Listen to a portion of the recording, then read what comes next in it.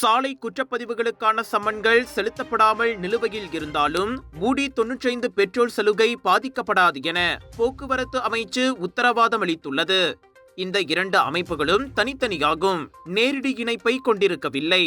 எனவே நிபந்தனைகளை பூர்த்தி செய்த வரையில் உங்களின் ஊடி 95 மானிய தகுதி பாதிக்கப்படாது என அமைச்சர் ஆந்தனி லாக் தெளிவுபடுத்தினார்.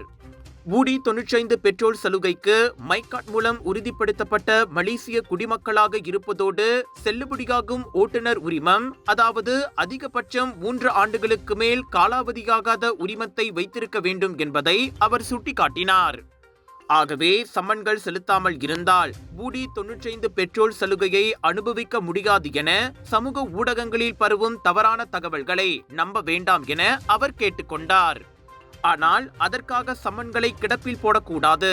டிசம்பர் 31 வரை வழங்கப்பட்டுள்ள கழிவு சலுகைகளை பயன்படுத்தி அபராதங்களை செலுத்த வேண்டும்.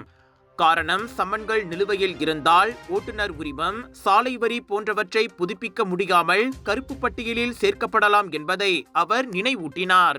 ராஜயோகாவின் மங்களகரம் நிறைந்த தனித்துவம் கொண்ட சூடம், ராஜயோகாவின் தெய்வீக நறுமணம் நிறைந்த அகர்பத்திகள் மற்றும் இயற்கையான நறுமணம் கொண்ட ராஜயோகாவின் சாம்பிராணிகள் என பூஜைக்கான தேவைகளை உங்களிடம் கொண்டு வருகிறார்கள் ராஜயோகா. இது ஒரு சிம்லா மார்க்கெட்டிங்கின் தரமான வெளியீடு.